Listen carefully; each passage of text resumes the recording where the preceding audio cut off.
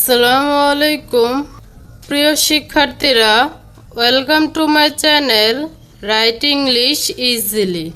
আশা করি তোমরা সবাই ভালো আছো। আজকে আমি তোমাদের সাথে একটি ইমেল নিয়ে আলোচনা করব। ইমেলটির বিষয় হচ্ছে preparation for the coming exam, আগামী পরীক্ষার প্রস্তুতি সম্পর্কে। তোমাদের সুবিধার্থে ইমেলটি আমি আগেই লিখে নিয়েছি, এখন লাইন বাই লাইন তোমাদের কাছে এক্সপ্লেন করব। ফ্রম প্যারক abdullah@gmail.com, এখানে নিজের নামটি দিয়ে দিবে। টু প্রাপক nur@yahoo.com, এখানে যার প্রতি ইমেলটি লিখবে তার নাম দিয়ে দিবে। সেন্ট পাঠানোর সময় 27 মে 2026 সানডে 10:30 AM। এখানে ইমেল লেখার তারিখ, বার এবং সময়টি দিতে হবে। সাবজেক্ট বিষয় preparation for the coming exam, আগামী পরীক্ষার প্রস্তুতি সম্পর্কে। ডিয়ার নূর, প্রিয় Noor, at first take my cordial love, প্রথমেই আমার আন্তরিক ভালোবাসা নিও। I hope you are well by the grace of almighty Allah, আমি আশা করি তুমি আল্লাহর রহমতে ভালো আছো।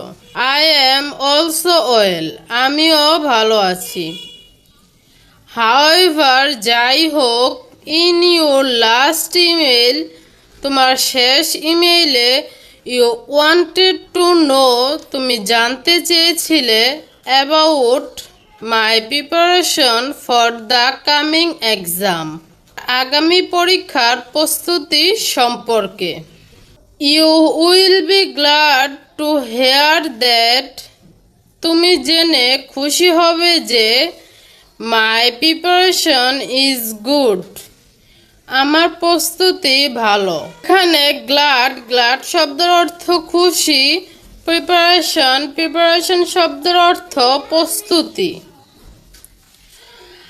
I have already completed my syllabus, ইতিমধ্যেই আমি আমার সিলেবাস শেষ করেছি। এখানে কমপ্লিটেড শব্দের অর্থ শেষ করা। Now I revise it more and more, এখন আমি একে বারবার পুনঃপাঠ করছি। You know, তুমি জানো, I am weak in English, আমি ইংরেজিতে দুর্বল। এখানে উইক শব্দের অর্থ দুর্বল। So I take extra care for the subject, তাই আমি অতিরিক্ত মনোযোগ দিচ্ছি এই বিষয়ে। এক্সট্রা শব্দের অর্থ অতিরিক্ত। প্লিজ প্রে ফর মি, দয়া করে আমার জন্য দোয়া করবে। নো মোর টুডে, আজ আর নয়। রাইট টু মি সুন, শীঘ্রই লিখো। ইউরস এভার, তোমার প্রতি আব্দুল্লাহ, এখানে নিজের নামটি দিয়ে দিবে। সো শিক্ষার্থীরা, আমি চেষ্টা করেছি ইমেলটি খুবই সহজভাবে লেখার ও তোমাদেরকে বুঝিয়ে দেওয়ার। তবুও যদি তোমাদের কোনো প্রবলেম থাকে তো অবশ্যই কমেন্ট করবে।